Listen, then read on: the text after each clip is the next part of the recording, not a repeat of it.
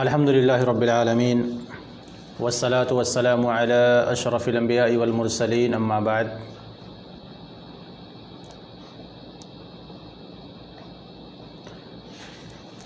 قال اللہ تعالی فی کلامہ المجید والفرقان الحمید، اعوذ باللہ من الشیطان الرجیم، بسم اللہ الرحمن الرحیم۔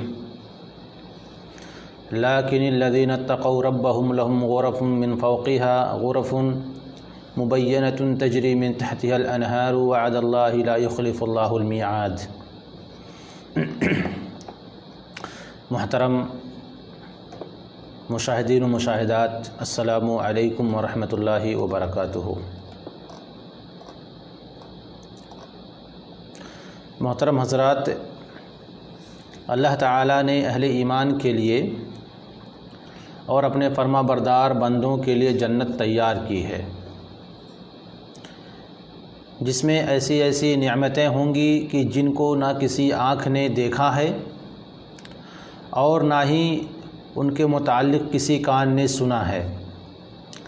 بلکہ آنکھ کا دیکھنا اور کان کا سننا تو دور کی بات ہے،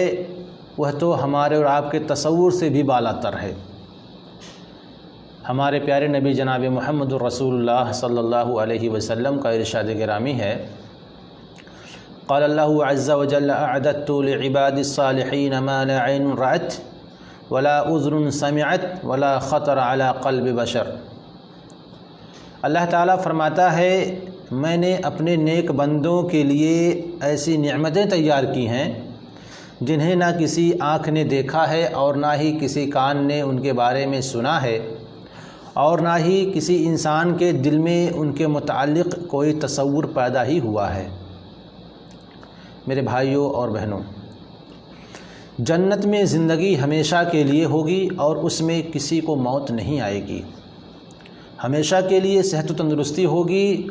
وہاں پر کوئی بیمار نہیں ہوگا، ہمیشہ کے لیے جوانی کا لطف ہوگا، بڑھاپا کبھی نہیں آئے گا، ہمیشہ کے لیے خوشحالی ہوگی اور بدحالی کبھی نہیں آئے گی۔ حضرت ابو سعید رضی اللہ عنہ و حضرت ابو ہریرہ رضی اللہ عنہ بیان کرتے ہیں کہ رسول اللہ صلی اللہ علیہ وسلم نے ارشاد فرمایا، اذا دخل اہل الجنت الجنت ینادی مناد، جب جنت والے جنت میں چلے جائیں گے تو ایک اعلان کرنے والا، ایک پکارنے والا پکار کر کہے گا، انا لکم ان تحیوا فلا تموتوا ابدا، تمہیں یہ حق حاصل ہے کہ تم زندہ رہو گے، تم پر موت نہیں آئے گی، وَإِنَّا لَكُمْ أَن تَصِحُوا فَلَا تَقْسَمُوا أَبَدًا، اور یہ بھی کہ تم تندرست رہو گے، کبھی بیمار نہیں ہوگے، وَإِنَّا لَكُمْ أَن تَنْعَمُوا فَلَا تَبْأَسُوا أَبَدًا، اور تم خوشحال رہو گے، کبھی بدحال نہیں ہوگے، وَإِنَّا لَكُمْ أَن تَشِبُّوا فَلَا تَحْرَمُوا أَبَدًا، اسی طرح تم جوان رہو گے، کبھی بڑھاپا تمہارے اوپر نہیں آئے گا۔ محترم دوستوں اور بھائیوں، جنت کی نعمتوں میں سے ایک نعمت اس کے بڑے بڑے قصور و محلات، بڑے بڑے گھر بھی ہیں، اور ہر مسلمان کی دلی تمنا ہے کہ اسے ان گھروں اور قصور و محلات میں سے ایک گھر اور قصر و محل اسے ضرور مل جائے جس میں وہ رہائش پذیر ہو جائے۔ اللہ رب العزت کا فرمان ہے، لیکن الذین اتقوا ربهم لهم غرف من فوقها غرف مبینۃ تجری من تحتها الانہار وعد اللہ لا یخلف اللہ المیعاد۔ ہاں، وہ لوگ جو اپنے رب سے ڈرتے تھے ان کے لیے بالا خانے ہیں، جن کے اوپر بھی بنے ہوئے بالا خانے ہیں اور ان کے نیچے نہریں جاری ہیں، یہ اللہ رب العالمین کا وعدہ ہے اور وہ وعدہ خلافی نہیں کرتا۔ اور حضرت جابر بن عبداللہ رضی اللہ عنہ بیان کرتے ہیں کہ نبی کریم صلی اللہ علیہ وسلم نے فرمایا، دخلت الجنت او اتیت الجنہ فابصرت قصرا، میں جنت میں داخل ہوا یا میں جنت میں گیا تو میں نے سونے کا ایک محل دیکھا۔ اللہ کے نبی کہتے ہیں، میں نے پوچھا لمن ھذا، یہ کس کا ہے؟ تو ان فرشتوں نے جواب دیا، انہوں نے کہا لرجل من قریش، یہ قریش کے ایک شخص کا ہے۔ آپ کہتے ہیں، میں نے گمان کیا کہ شاید وہ میں ہوں، اس لیے میں نے پوچھا وہ کون ہے؟ انہوں نے کہا عمر بن الخطاب رضی اللہ عنہ۔ پھر آپ صلی اللہ علیہ وسلم نے عمر رضی اللہ عنہ کو فرمایا، فَأَرَدْتُ أَنْ أَدْخُلَهُ فَلَمْ يَمْنَعْنِي إِلَّا عِلْمِي بِغَيْرَتِكَ، مجھے اس میں داخل ہونے سے کوئی چیز مانے نہیں تھی سوائے اس کے کہ میں تمہاری غیرت کو جانتا تھا۔ تو حضرت عمر رضی اللہ عنہ نے کہا یا رسول اللہ ابی بی ابی انت و امی یا نبی اللہ او علیک اغار، اے اللہ کے رسول میرے ماں باپ آپ پر قربان ہوں، اے اللہ کے نبی کیا میں آپ پر غیرت کھا سکتا ہوں، کھاؤں گا؟ جبکہ جناب حضرت ابو ہریرہ رضی اللہ عنہ بیان کرتے ہیں کہ رسول اکرم صلی اللہ علیہ وسلم نے ارشاد فرمایا بین انا نائم رأیتنی فی الجنہ فاذا امرأة تتوضأ الی جانب قصر، میں سویا ہوا تھا، اسی دوران میں نے خواب میں دیکھا کہ میں جنت میں ہوں، پھر میں اچانک دیکھتا ہوں کہ ایک خاتون ایک محل کے ایک جانب وضو کر رہی ہے۔ تو میں نے کہا لمن ھذا القصر، یہ محل کس کا ہے؟ فرشتوں نے جواب دیا کہ یہ عمر بن خطاب رضی اللہ عنہ کے لیے ہے۔ چنانچہ مجھے عمر رضی اللہ عنہ کی غیرت یاد آ گئی اور میں وہاں سے پیٹھ پھیر کر کے واپس چلا آیا۔ ہے تو عمر رضی اللہ عنہ یہ سن کر رونے لگے اور کہا علیک اغار یا رسول اللہ، اے اللہ کے رسول صلی اللہ علیہ وسلم کیا میں آپ پر غیرت کھاؤں گا؟ محترم دوستوں اور بھائیوں، یہ دلائل اس بات پر دلالت کرتے ہیں کہ جنت کے قصور و محلات موجود ہیں۔ ان محلات میں داخل ہونا اور ان میں رہائش پذیر ہونا ہر مومن مرد اور ہر مومنہ عورت کی آرزو ہے۔ اس کی وجہ یہ ہے کہ جو شخص جنت میں داخل ہوگا وہی در حقیقت کامیاب و کامران ہوگا۔ اللہ رب العزت کا ارشاد ہے لا يستوی اصحاب النار و اصحاب الجنہ اصحاب الجنت هم الفائزون، جہنم والے اور جنت والے برابر نہیں ہیں، جنت والے ہی کامیاب ہوں گے۔ اسی طرح فرمایا فمن زحزح عن النار وادخل الجنۃ فقد فاز، بس جس شخص کو جہنم سے دور کر دیا اور جنت میں داخل کر دیا جائے تو در حقیقت وہی کامیاب ہوگا۔ اور اسی لیے فرعون کی بیوی نے اللہ رب العزت سے دعا کی تھی رب ابن لی عندک بیتا فی الجنۃ ونجنی من فرعون وعملہ ونجنی من القوم الظالمین، اے میرے رب میرے لیے اپنے پاس جنت میں ایک گھر بنا دے اور مجھے فرعون اور اس کے عمل سے بچا لے اور مجھے ظالم لوگوں سے خلاصی دے دے، چھٹکارا دے دے۔ سوال یہ ہے کہ جنت کے قصور و محلات کن کے لیے ہیں؟ جنت کی یہ نعمتیں کن کے لیے تیار کی گئی ہیں اور وہ کون لوگ ہیں جو ان میں رہائش پذیر ہوں گے، اور وہ کون سے اعمال ہیں کہ جن کے سبب اللہ رب العزت ان لوگوں کو، مسلمان اور مومنوں کو جنت میں جانے کی اجازت دے گا۔ محترم دوستوں اور بھائیوں، آج کے اس درس میں میرا یہی موضوع ہے کہ جنت میں جانے والے لوگ، اور اس کے بعد صراحت کے ساتھ بتائی جائے گی کہ کن اعمال کے ذریعے سے کیا اعمال انجام دے کر کے انسان جنت کا حقدار بن جاتا ہے۔ تو آئیے ان حضرات کا تذکرہ کرتے ہیں جنہیں اللہ رب العزت اپنے فضل و کرم کے ساتھ جنت کے محلات نصیب کرے گا۔ اللہم اجعلنا منہم۔ اسی طرح ان اعمال کا بھی تذکرہ کرتے ہیں جن کے سبب اللہ رب العزت اپنے بندوں کے لیے جنت میں گھر بنا دیتا ہے۔ محترم ناظرین کرام، یہاں پر میں آپ حضرات کے سامنے تقریباً 15 وہ باتیں بتاؤں گا، وہ امور بتاؤں گا جنہیں انجام دے کر کے انسان جنت میں جانے کا حقدار بن جاتا ہے۔ اس میں سب سے پہلے نمبر پہ جو میں نے کوٹ کیا ہے یہاں پر، وہ ہے اللہ رب العالمین پر ایمان اور رسولوں کی تصدیق کرنے والے۔ حضرت ابو سعید رضی اللہ عنہ فرماتے ہیں کہ نبی کریم صلی اللہ علیہ وسلم نے ارشاد فرمایا ان اہل الجنت یتراءون اہل الغرف من فوقہم کما یتراءون الکوکب الدری الغابر فی الافق من المشرق او المغرب لتفاضل ما بینہم، کہ بے شک اہل جنت اپنے اوپر بالا خانوں والوں کو یوں دیکھیں گے جیسا کہ تم مشرق یا مغرب کی افق پر چمکتے اور غروب ہوتے ہوئے ستاروں کو دیکھتے ہو۔ یہ اس لیے ہوگا کہ ان کے درجات میں تفاضل ہوگا، ان کے درجات میں دوری ہوگی، اور نیچے جو لوگ ہوں گے جنت میں وہ اپنے اوپر والے لوگوں کو دیکھیں گے کہ جیسے وہاں پر ستارہ غروب ہو رہا ہے یا نکل رہا ہے۔ اسی طرح کی مثال آپ نے دی۔ صحابہ نے کہا یا رسول اللہ تلک منازل الانبیاء ولا لا یبلغها غیرہم، صحابہ نے کیا کہا، اے اللہ کے نبی صلی اللہ علیہ وسلم، یہ منازل تفاضل تو انبیاء کے لیے ہوں گے جہاں کوئی اور نہیں پہنچ سکتا ہے۔ تو آپ صلی اللہ علیہ وسلم نے فرمایا، بلا والذی نفسی بیدہ رجال آمنوا باللہ وصدقوا المرسلین۔ آپ نے ارشاد فرمایا، کیوں نہیں، اس ذات کی قسم جس کے ہاتھ میں میری جان ہے، وہ گھر ان لوگوں کے لیے ہوں گے جو اللہ رب العالمین پر ایمان لائے اور جنہوں نے رسولوں کی تصدیق کی۔ محترم دوستوں اور بھائیوں، اللہ پر ایمان لانے کا مطلب یہ ہے کہ آپ اللہ رب العزت ہی کو ساری کائنات کا خالق و مالک مانیں، اسی کو رازق سمجھیں اور اسی کو مدبر الامور سمجھیں، اسی کو داتا، اسی کو حاجت روا، مشکل کشا، اسی کو نفع و نقصان کا مالک، اسی کو بگڑی بنانے والا، اسی کو دستگیر، اسی کو غوث اعظم سمجھیں، پھر اپنے دل کی گہرائیوں سے اس کو معبود برحق تسلیم کریں۔ اسی لیے اسی کے لیے تمام عبادات کو خالص کرتے ہوئے اسی کو کی عبادت کریں اور اس کی عبادت میں کسی کو شریک نہ ٹھہرائیں، اس کی تعظیم کریں، اس پر توکل کریں، اسی سے وہ امید وابستہ رکھیں، اسی کا خوف کھائیں، اسی کے سامنے جھکیں اور اسی کے سامنے رکوع و سجود کریں اور تمام عبادات میں اسے وحدہ لا شریک مانیں۔ اور رسولوں کی تصدیق کرنے کا مطلب یہ ہے کہ آپ صدق دل سے انبیاء علیہ الصلاۃ والسلام کی نبوت پر ایمان لائیں اور انہیں اللہ رب العزت کے برگزیدہ بندے مانیں۔ اس بات پر یقین رکھیں کہ تمام انبیاء علیہ الصلاۃ والسلام، تمام رسول علیہ الصلاۃ والسلام کو اللہ تعالیٰ نے لوگوں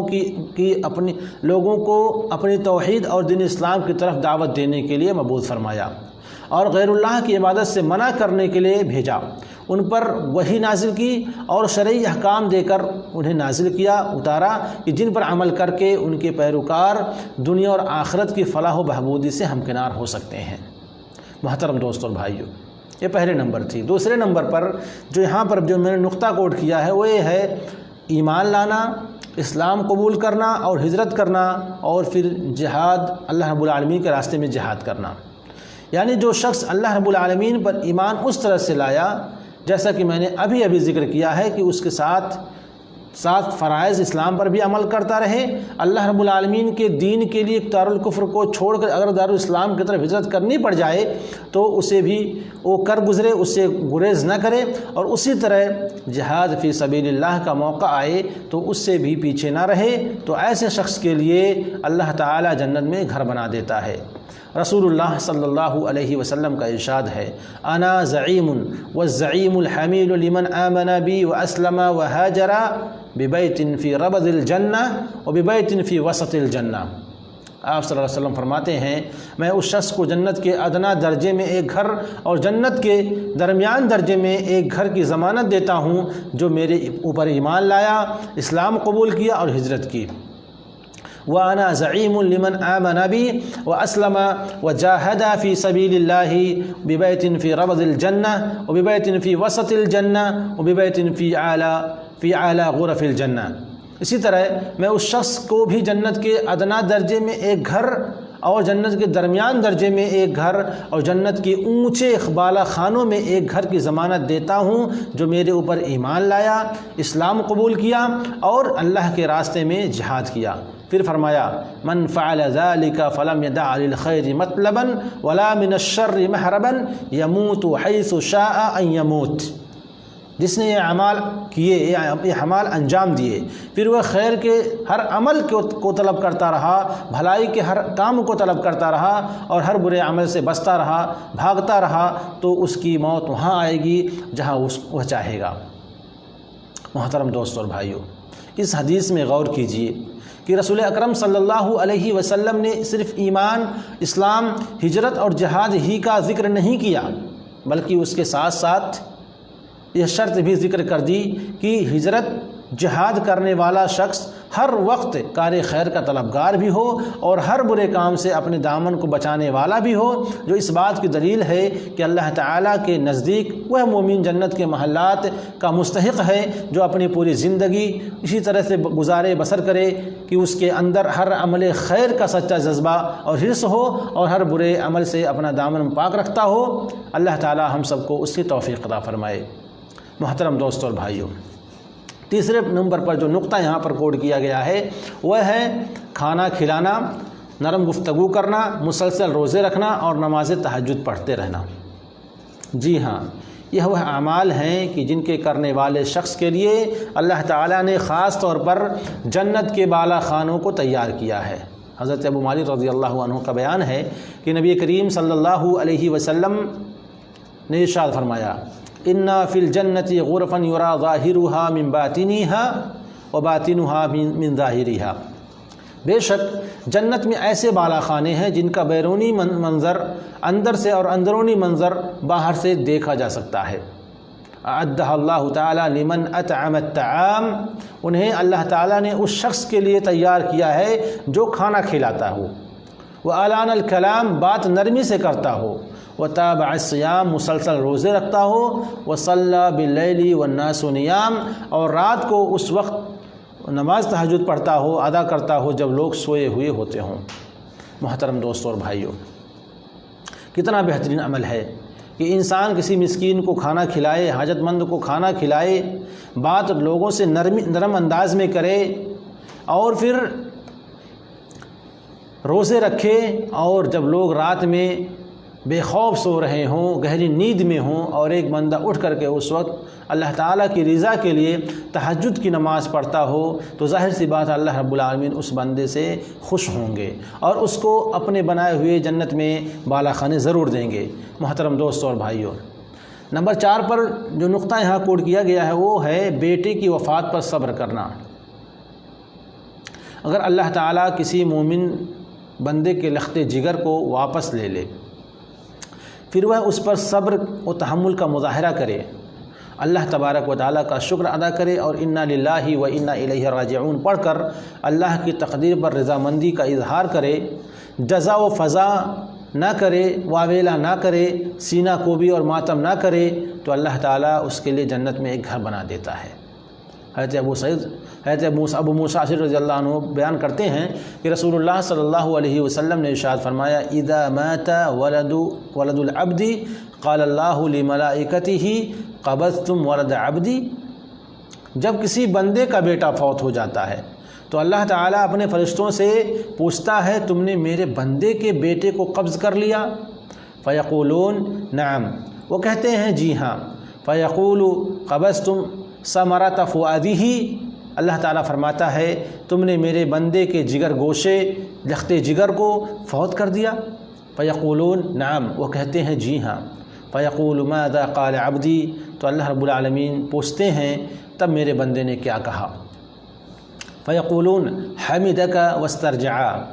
وہ جواب دیتے ہیں کہ اس نے تیرا شکر ادا کیا اور انا للہ و انا الیہ راجعون پڑھا۔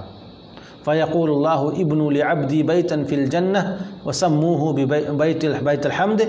تو اللہ تعالیٰ فرماتا ہے تم میرے بندے کے لیے جنت میں ایک گھر بنا دو اور اس کا نام شکرانے کا گھر رکھو۔ محترم دوستوں اور بھائیوں، معاشرے کے اندر آپ دیکھ سکتے ہیں جب کسی کے یہاں فوتگی ہو جاتی ہے، کسی کے گھر میں کوئی مر جاتا ہے، خاص کر کے جب اس کا ایک لڑکا بچپنے کی عمر میں یا جوانی کے عالم میں کسی حادثے کی وجہ سے جب انتقال کر جاتا ہے، تو بہت سارے لوگ صبر نہیں کرتے ہیں، واویلا مچاتے ہیں، سینہ کوبی کرتے ہیں، چیختے چلاتے ہیں اور اللہ رب العالمین کو بھی برا بھلا کہہ دیتے ہیں۔ اسلام نے ہمیں درس دیا ہے کہ جب ہم سے اللہ تبارک و تعالی ہمارے بچوں کو یا ہمارے بیٹے اور بیٹیوں کو کسی کو بھی ہم سے جب لے لے یا اس کو موت آ جائے تو ہمیں اس پر صبر کرنا چاہیے، اس پر انا للہ و انا الیہ راجعون پڑھنا چاہیے اور اللہ رب العالمین سے خیر کی امید کرنی چاہیے۔ محترم دوستوں اور بھائیوں، یہ اتنا بڑا عمل ہے صبر کرنا کہ اس کے بدلے میں اللہ تبارک و تعالیٰ اس بندے کے لیے یا پھر اس بچے کی ماں کے لیے بھی اگر وہ صبر کرتی ہے تو جنت میں ایک گھر بناتا ہے اور جس کا نام شکرانے کا گھر رکھا جاتا ہے۔ محترم دوستوں اور بھائیوں، 5 نمبر پر جو نقطہ بیان ہوگا وہ ہے فرض نمازوں سے پہلے یا بعد سنن مؤکدہ پڑھنا، سنن مؤکدہ کو نہیں چھوڑنا۔ بہت سارے لوگ مسجدوں میں اگر آپ دیکھیں تو صرف فرض نمازیں ہی پڑھتے ہیں، بلکہ آج جمعہ کا دن تھا اور جمعہ کا دن بھی جو دیکھا گیا ہے کہ جمعہ کی نماز ختم ہوئی، فرض نماز پڑھ کے کافی لوگ مسجد سے نکل گئے، وہ لوگ سنت پڑھتے ہی نہیں ہیں۔ یا پھر اسی طرح سے بہت ساری نمازوں کے لیے بھی جب وہ فرض نماز پڑھتے ہیں تو نہ اس سے پہلے کسی سنت کا حق ادا کرتے ہیں اور نہ ہی اس کے بعد کسی سنت کو پڑھتے ہیں۔ محترم دوستوں اور بھائیوں، ہمارے پیارے نبی جناب محمد الرسول اللہ صلی اللہ علیہ وسلم فرض نمازوں سے پہلے اور ان کے بعد نفل نماز پڑھا کرتے تھے اور اس پر ہمیشگی کرتے تھے۔ ہمیں بھی ایسا ہی کرنا چاہیے، یعنی اسے کبھی بلا عذر نبی صلی اللہ علیہ وسلم ترک نہیں کرتے تھے۔ یہ آپ صلی اللہ علیہ وسلم کا معمول مبارک تھا، اس لیے اس نماز کو سنت مؤکدہ کہا جاتا ہے، اور اس نماز کو پڑھنے کا بہت فائدہ ہے کہ قیامت کے روز جس آدمی کی فرض نمازوں میں کوئی کمی ہوگی تو اسے نفل نمازوں کے ذریعے پورا کر دیا جائے گا۔ لہذا ہر مومن کو ہمیشہ یہ نماز پڑھتے رہنا چاہیے اور اسے دانستہ طور پر جان بوجھ کر بلا عذر چھوڑنا نہیں چاہیے۔ حضرت ام حبیبہ رضی اللہ عنہا بیان کرتی ہیں کہ رسول اللہ صلی اللہ علیہ وسلم نے ارشاد فرمایا، من صلی فی یوم ولیلۃ 12 رکعۃ بنی لہ بیت فی الجنہ 4 قبل الظہر ورکعتین بعدها ورکعتین بعد المغرب ورکعتین بعد العشاء ورکعتین قبل الفجر۔ جو شخص دن اور رات میں 12 رکعات پڑھے تو اس کے لیے جنت میں ایک گھر بنا دیا جاتا ہے۔ آپ نے ارشاد فرمایا، ظہر سے پہلے 4 اور اس کے بعد 2، مغرب کے بعد 2 اور عشاء کے بعد 2 اور فجر سے پہلے 2 رکعات، یہ سب ملا کر کے 12 رکعات ہوئیں۔ محترم دوستوں اور بھائیوں، چھٹے نمبر پر اس عمل کا تذکرہ ہے کہ جس کے انجام دینے سے اللہ رب العالمین خوش ہوتا ہے اور بندے کے لیے جنت میں گھر بنا دیتا ہے، وہ ہے نماز چاشت پڑھنا۔ نفل نمازوں میں سے ایک نماز چاشت بھی ہے، جس کی بڑی فضیلت بیان کی گئی ہے۔ رسول اکرم صلی اللہ علیہ وسلم نے اپنے پیارے صحابی حضرت ابو ہریرہ رضی اللہ عنہ کو خاص طور پر چاشت کی 2 رکعتیں پڑھتے رہنے کی وصیت فرمائی تھی، اور ایک حدیث میں ہے کہ انسان جب صبح کرتا ہے تو اس کے جسم میں جو موجود 360 جوڑوں کی طرف سے صدقہ کرنا اس پر لازم ہوتا ہے۔ پھر رسول اللہ صلی اللہ علیہ وسلم نے صدقہ کرنے کی مختلف صورتیں بیان فرمائیں، اور آخر میں فرمایا کہ اگر وہ چاشت کی 2 رکعت پڑھ لے تو 360 جوڑوں کی طرف سے صدقہ ادا ہو جاتا ہے۔ اگر وہ چاشت کی 4 رکعتیں پڑھ لی جائیں تو اللہ تعالیٰ پڑھنے والے کے لیے جنت میں ایک گھر بنا دیتا ہے۔ حضرت ابو موسیٰ رضی اللہ عنہ بیان کرتے ہیں کہ نبی کریم صلی اللہ علیہ وسلم نے ارشاد فرمایا، من صلی الضحیٰ 4 وقبل الاولی 4 بنی لہ بیت فی الجنہ۔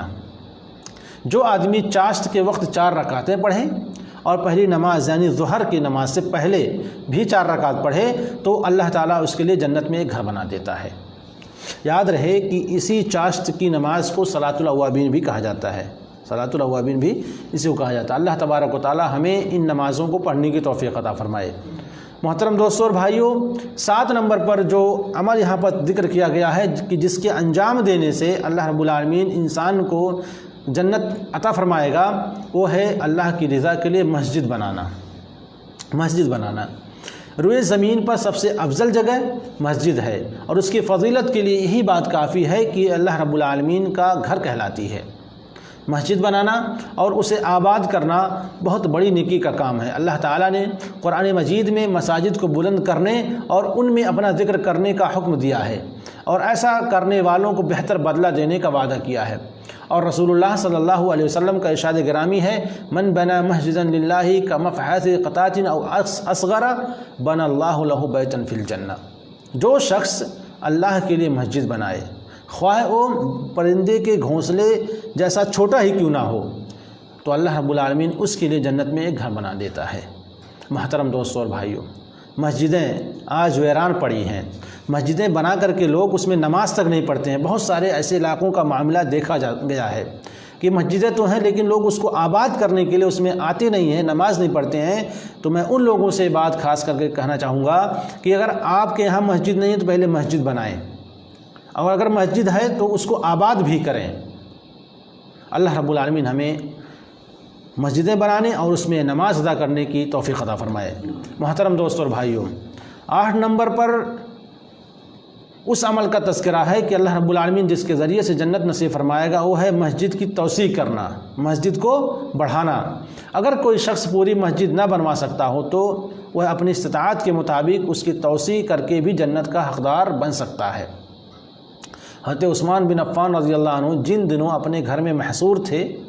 تب آپ رضی اللہ عنہ نے اپنے بعض فضائل بیان کرتے ہوئے اس کی طرف اشارہ کرتے ہوئے فرمایا تھا وقد قال رسول اللہ صلی اللہ علیہ وسلم من یشتری هذه البقعة فیزیدها فی المسجد وله بیت فی الجنہ فاشتریتها فزدتها فی المسجد۔ جب وہ محصور تھے جن دنوں میں، جب ان کو قید کر دیا گیا حضرت عثمان رضی اللہ عنہ کو، انہیں باہر آنے کی اجازت نہیں دی جا رہی تھی، ان کو ستایا جا رہا تھا، ان پر ظلم و زیادتی کی جا رہی تھی، تو آپ اپنے بہت سارے فضائل کو بیان کرتے ہوئے آپ نے یہ بھی بیان فرمایا تھا کہ رسول اللہ صلی اللہ علیہ وسلم نے فرمایا تھا کہ کون ہے جو اس جگہ پر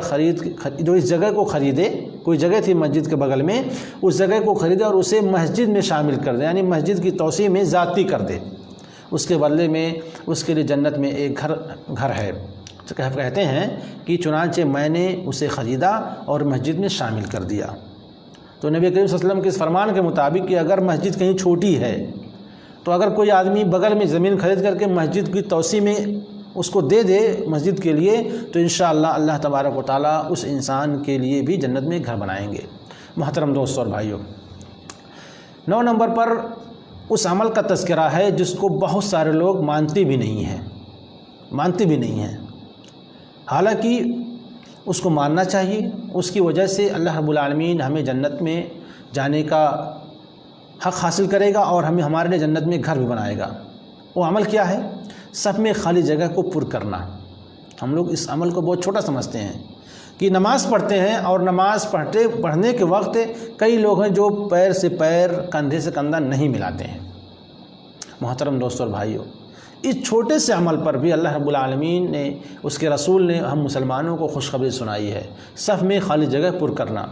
نماز با جماعت میں صفیں برابر کرنا نماز کو مکمل کرنے میں شامل ہے۔ اگر کوئی آدمی نماز پڑھتا ہے سب میں اور پیر سے پیر نہیں ملاتا ہے بعض نمازیوں سے، تو اس کی نماز مکمل نہیں ہوگی۔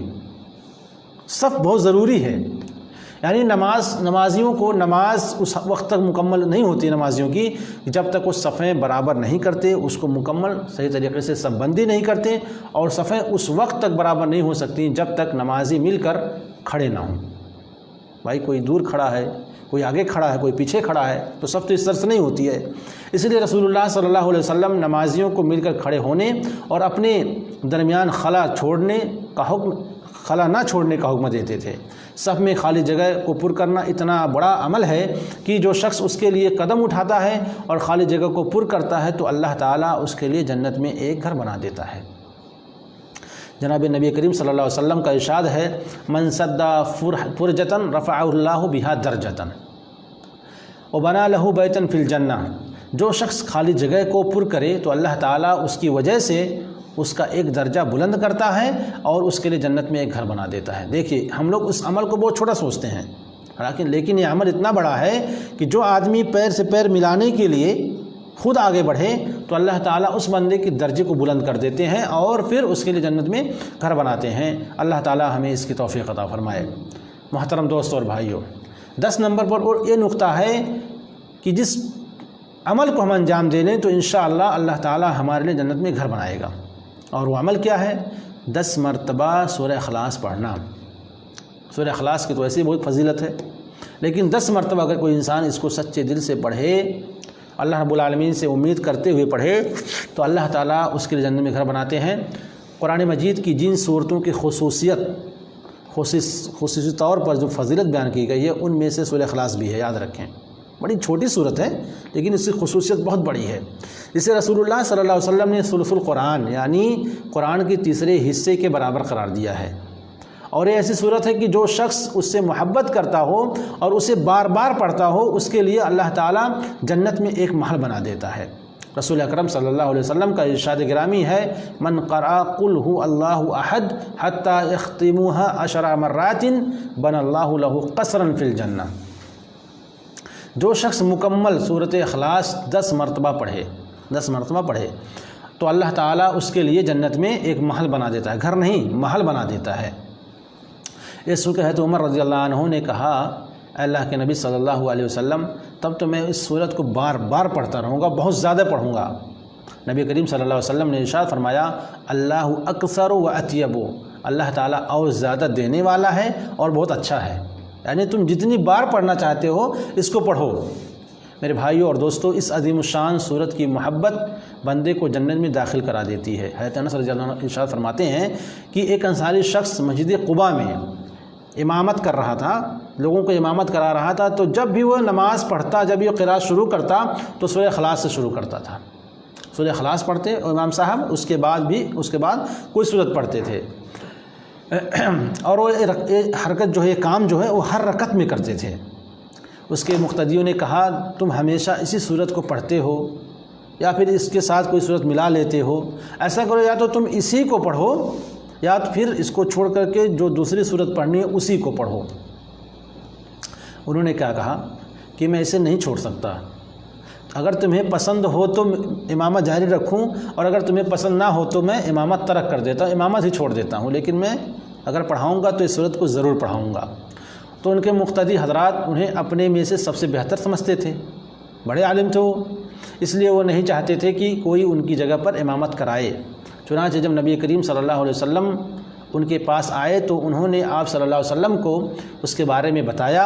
تو آپ صلی اللہ علیہ وسلم نے اس امام صاحب سے پوچھا، یا فلان ما یمنعک ان تفعل ما امرک به اصحابک وما يحملک علی لزوم هذه السورۃ فی کل رکعۃ۔ اے فلاں آدمی، تمہیں تمہارے مقتدی جس بات کا کہتے ہیں تم اس پر عمل کیوں نہیں کرتے؟ یعنی یا تو سورہ اخلاص ہی پڑھو یا سورہ اخلاص کو چھوڑ کر کے جو سورت پڑھنی ہے اس کو پڑھو، اور وہ کون سی چیز ہے جو تمہیں اس سورت کو ہر رکعت میں پڑھنے پر آمادہ کرتی ہے؟ تو ان امام صاحب نے کہا انی احبھا، میں اس سورت سے یعنی قل هو اللہ احد سے بہت زیادہ محبت کرتا ہوں۔ تو آپ نے فرمایا حبک ایہا ادخلک الجنہ، اس سے تیری محبت نے ہی تجھے جنت میں داخل کر دیا۔ اور جو شخص اس عظیم الشان صورت سے محبت کرتا ہے اللہ رب العالمین بھی اس سے محبت کرتا ہے۔ حضرت عائشہ رضی اللہ عنہا بیان کرتی ہیں کہ نبی کریم صلی اللہ علیہ وسلم نے ایک آدمی کو ایک لشکر کا امیر بنا کر بھیجا، چنانچہ جب وہ اپنے ساتھیوں کو جب وہ نماز پڑھاتے تھے تو اپنی قرأت کا اختتام قل هو اللہ احد پر کرتے تھے، سورہ اخلاص پر کرتے تھے۔ پھر جب وہ لوگ واپس لوٹے تو انہوں نے نبی کریم صلی اللہ علیہ وسلم کے سامنے اس بات کا تذکرہ کیا، تو آپ صلی اللہ علیہ وسلم نے فرمایا صلوہ لأی شیء یصنع ذلک، تم لوگ اس سے سوال کرو، پوچھو کہ وہ اس طرح کیوں کرتے تھے۔ انہوں نے پوچھا تو پھر انہوں نے جواب دیا لأنہا صفۃ الرحمن وأنا احب ان اقرأ بها، وہ کہتے ہیں امام صاحب جو لشکر کے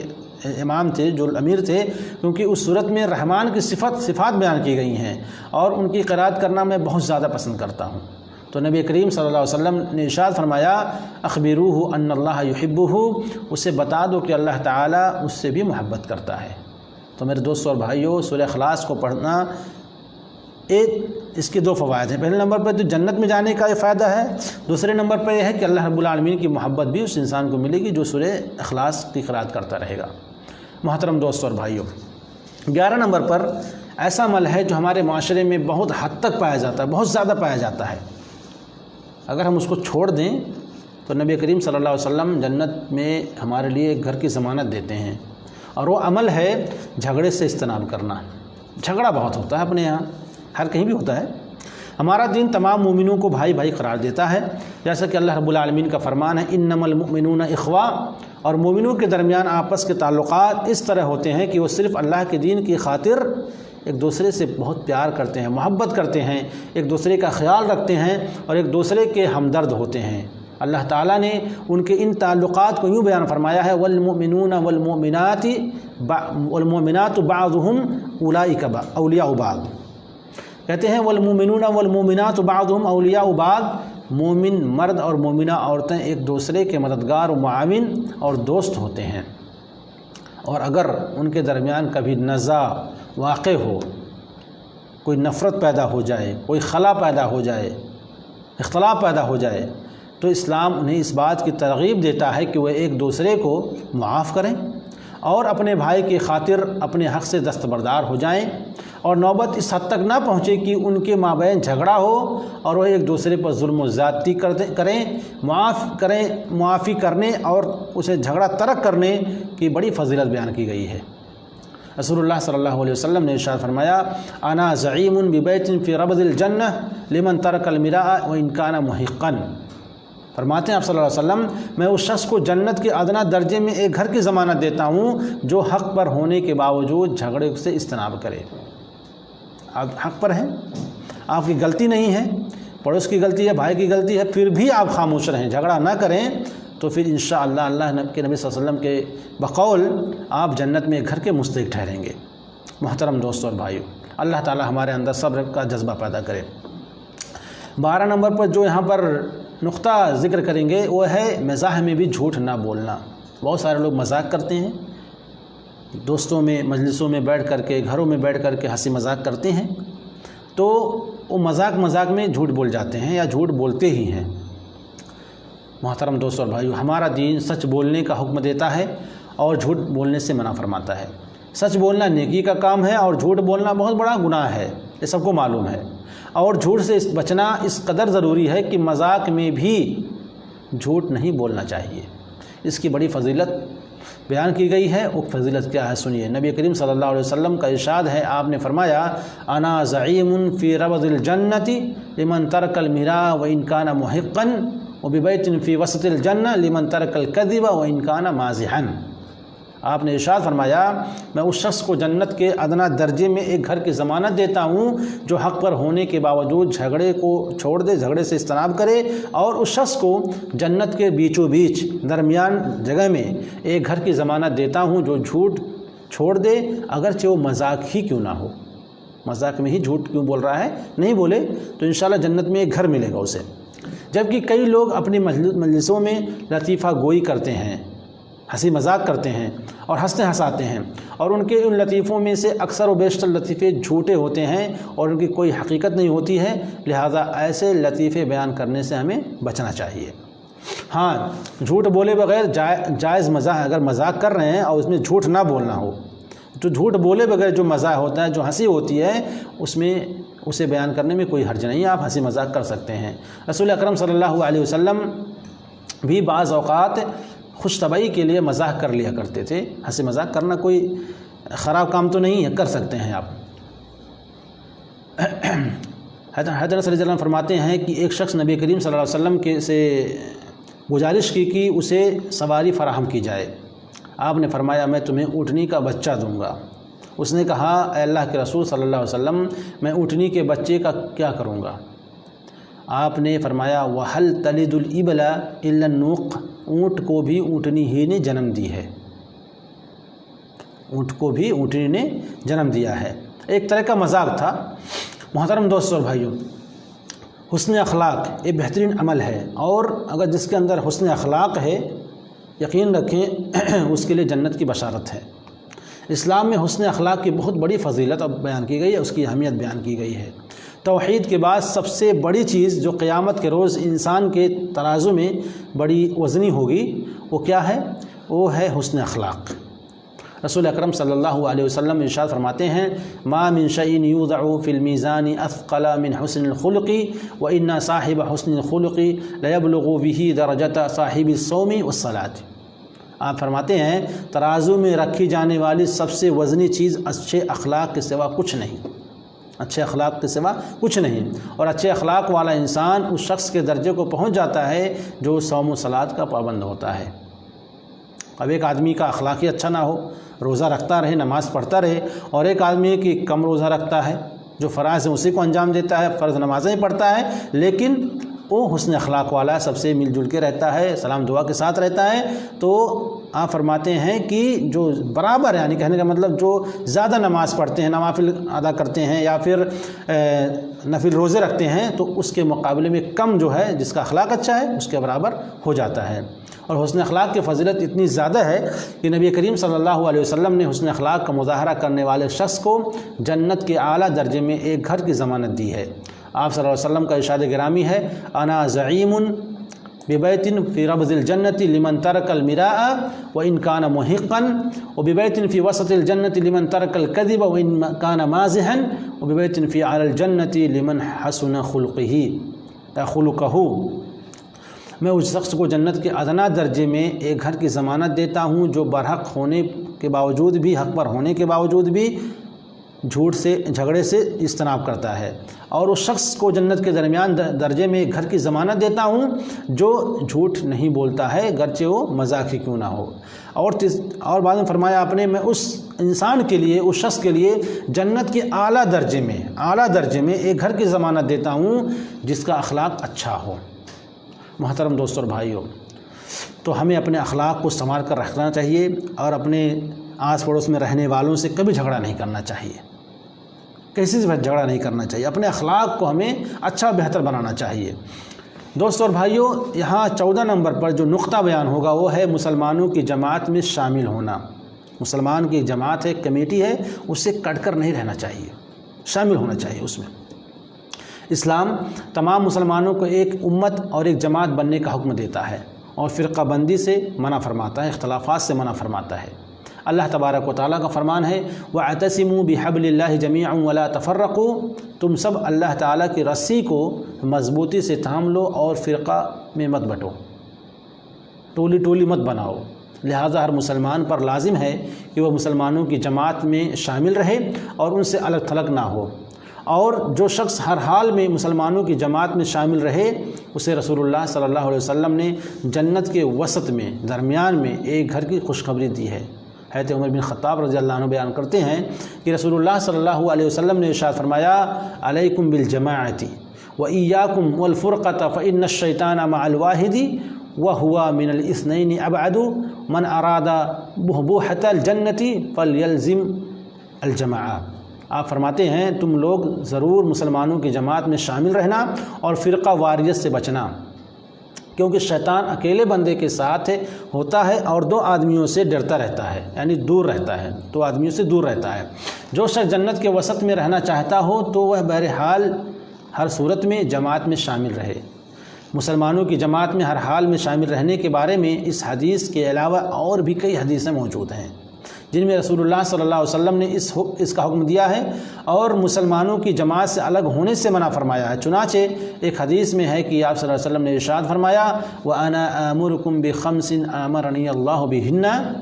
السَّمْعُ وَالطَّاعَةُ وَالْجِهَادُ وَالْهِجْرَةُ وَالْجَمَاعَةُ فَإِنَّهُ مَنْ فَارَقَ الْجَمَاعَةَ قِيدَ شِبْرٍ فَقَدْ خَلَعَ رِبْقَةَ الْإِسْلَامِ مِنْ عُنُقِهِ إِلَّا أَنْ يَرْجِعَ۔ آپ ارشاد فرماتے ہیں کہ میں تمہیں ان 5 باتوں کا حکم دیتا ہوں جن کا مجھے اللہ تعالیٰ نے حکم دیا ہے۔ وہ باتیں کیا ہے؟ حکمرانوں کی بات کو سنتے رہنا، حکمران اچھا ہو، نیک ہو تو اس کی بات کو سنتے رہنا، ان کی اطاعت کرتے رہنا، جہاد جاری رکھنا، ہجرت کرنی پڑے تو اس سے گریز نہ کرنا، اور مسلمانوں کی جماعت میں شامل رہنا۔ جو شخص ایک بالشت کے برابر بھی جماعت کو چھوڑ دے تو اس نے یقیناً اسلام کی پابندیوں کو اپنی گردن سے اتار کر پھینک دیا ہے۔ اللہ تعالیٰ ہمیں جماعت سے مل کر رہنے کی توفیق عطا فرمائے۔ محترم دوستوں اور بھائیوں، یہ ایسے اعمال تھے کہ جن کے انجام دینے سے اللہ رب العالمین ہمیں جنت میں ایک گھر عطا فرمائے گا۔ تو اللہ رب العالمین سے دعا ہے اللہ تبارک و تعالیٰ ہم تمام لوگوں کو ان نیک اعمال کو انجام دینے کی توفیق عطا فرمائے۔ آمین۔ السلام علیکم ورحمۃ اللہ وبرکاتہ۔ اس میں 2-4 باتیں اور بھی تھی، میں نے یہ حدیث ڈائری میں لکھی ہوئی ہے۔